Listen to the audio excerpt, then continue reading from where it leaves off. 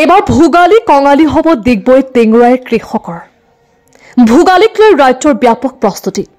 কিন্তু টেংৰাই কৃষকে টুকিছে চকু পানী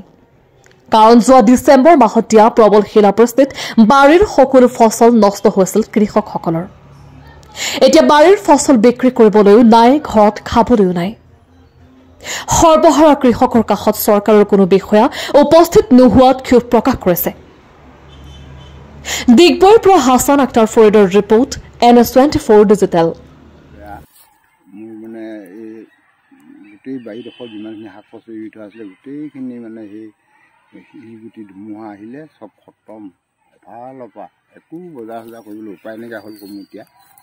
মাঘ বিহু বুলি পেলাই একো বিকিব পৰা নাই নাই একো বিক্ৰী কৰিবলৈ উপায় নাই মোৰ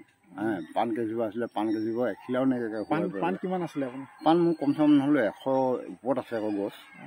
পাণ নাই এতিয়া পাণ নাই এখিলাও সব শিলগুটিয়ে মানে পাথৰে ধুমুহাই সব চেচ কৰি থৈ গ'ল অমিতা গছ কিমান আছিলে অমিতা গছ আছিলে প্ৰায় মোৰ 200 জোপা মান এতিয়া আছে নাই এতিয়া মানে এই 2-4 জোপা আছে আৰু বাকীখনটো গোটেই পাথৰে শিলগুটিয়ে ধুমুহাই বেয়া কৰি থৈ গ'ল নহয় মোৰ একোতো নাইকিয়া হৈ থাকিলে নহয় এতিয়া বজাৰ বজাৰ কৰিবলৈ একো উপায় নাই মোৰ চৰকাৰী সহায় পাইছে নি একো সহায় পোৱা নাই মই কোনোবা অফিচাৰ আহিছিলে নি কোনোবা অফিচাৰো মোৰ ওচৰলৈ কোনোবা অহা নাই আজিহে মই আপোনালোকক লগ পাইছোঁ কোনোবাও নাহিলে মোৰ ওচৰলৈ চাবলৈ এপাক এইভাগে মই আজি বৰ কষ্ট হৈ এতিয়া বিহুখন কি ল'ম কি খাম ক'ৰ পৰা পাম পাই পইচা একোতো নাই মোৰ পাবলৈ চৰকাৰক কিবা অনুৰোধ জনাব নি আপুনি অনুৰোধ চৰকাৰক মই এইটোৱে জনাব বিচাৰিছোঁ যে আমাৰ খেতিয়কক অলপ সহায় কৰি দিলে সুখ পাম আৰু আমাকতো একোৱেই আজি পাবলৈ নাই মোৰ তেনেকৈ কোনো চোৱাহিও নাই কাণ সাৰ দিয়াই নাই আমাক কোনো